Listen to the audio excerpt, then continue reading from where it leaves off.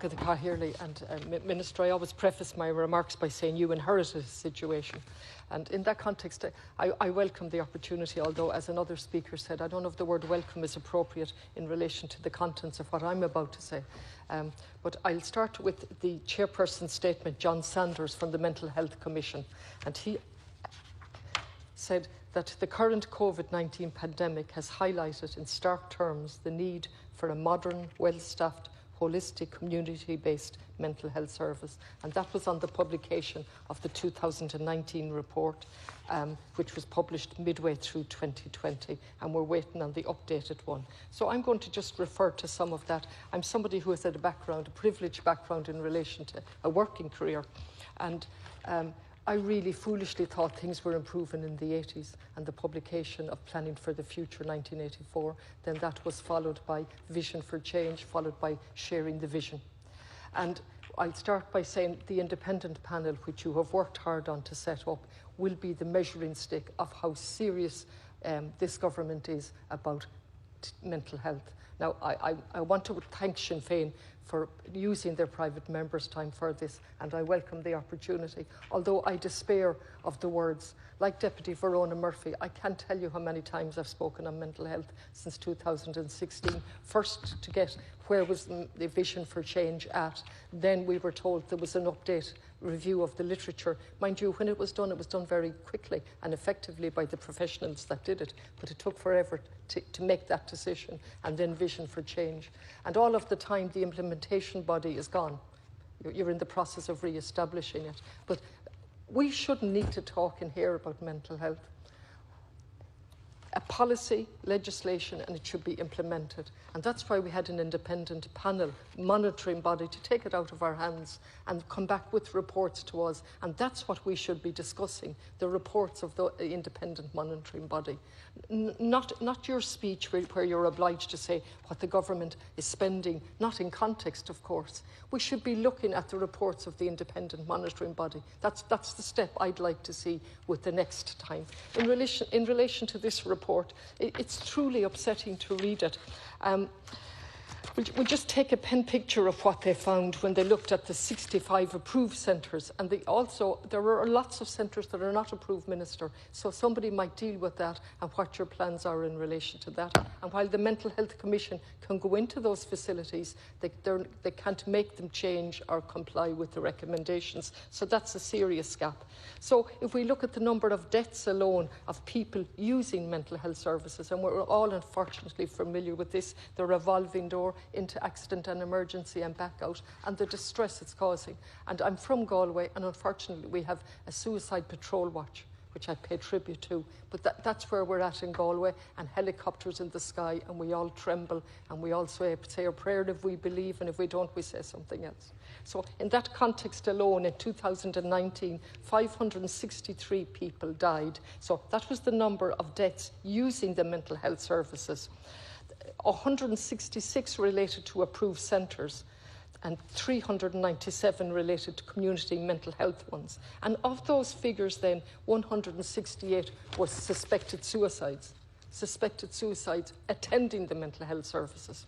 And then I'm just going to go to, in the context of the report that's in the paper that's already been mentioned by a number of TDs in relation to child mental health cases due to excessive medication doses. I'm going to come to that in a minute. I'm looking at Dr. Susan Finnerty, Inspector of Mental Health Services, and it's really worth looking at. It's not a very onerous chapter in the sense of pages, but what it captures here really is what I would love to hear from a government and a minister when they come in to talk to us. So what did we find?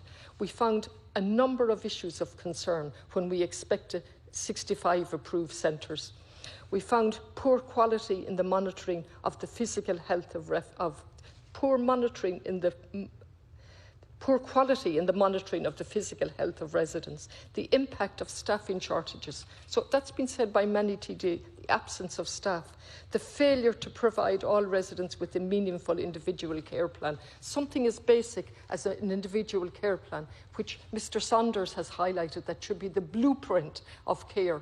And I think the figure for that was 52%, subject to correction, non-compliance with something as basic as that. And I might have that figure wrong, but it was an extremely high non-compliance rate.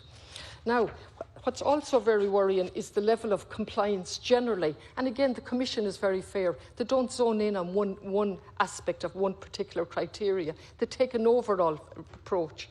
And some of the percentage compliance rates in 2009 was 56%, 57%, 59%. In Galway, quite shockingly, I think it was 70%. That means 70% compliant. And these figures were compliant. I would be expecting 95, 96, 97. The Galway centre is a brand new centre, relatively speaking, in the last number of years.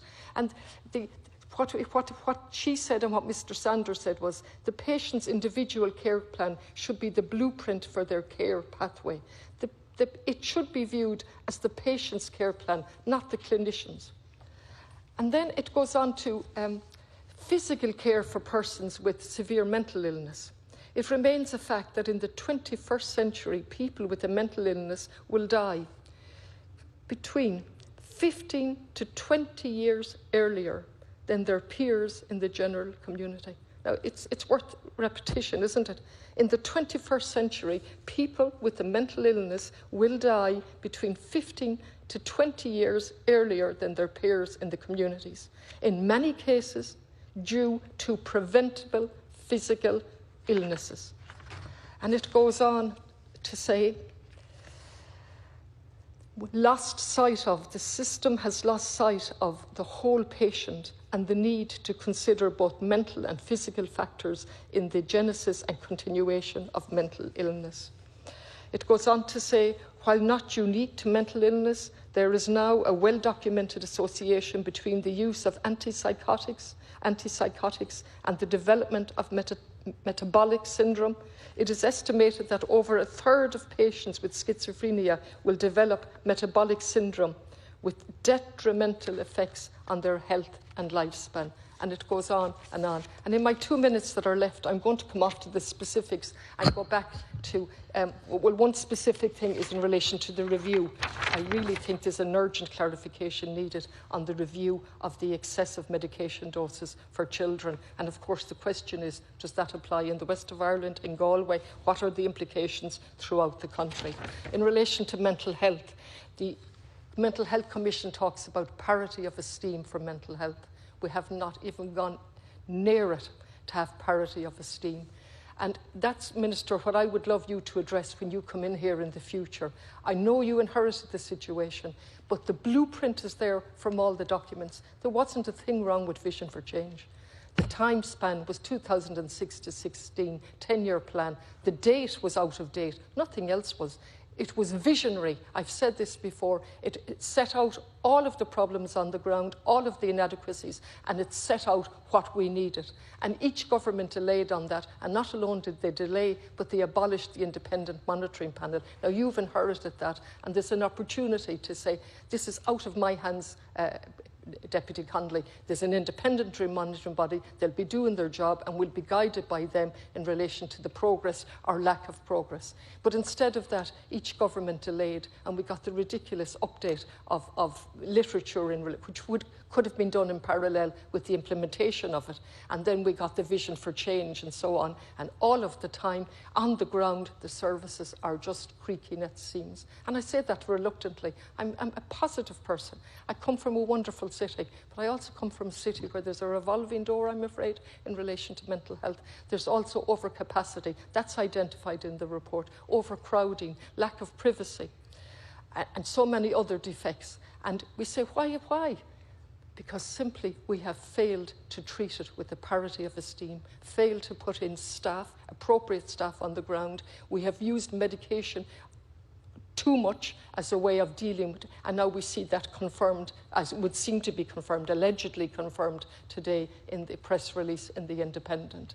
I don't wish to stand up here again on mental health. my opinion, are given anecdotes on the ground. I really want to see the implementation of what's now the policy document, sharing the vision. I want to see updated reports on how far we're progressing with that and how far we're not and what we need to be doing. That's where my energy and the energy of the TDs should be going in this Dáil chamber.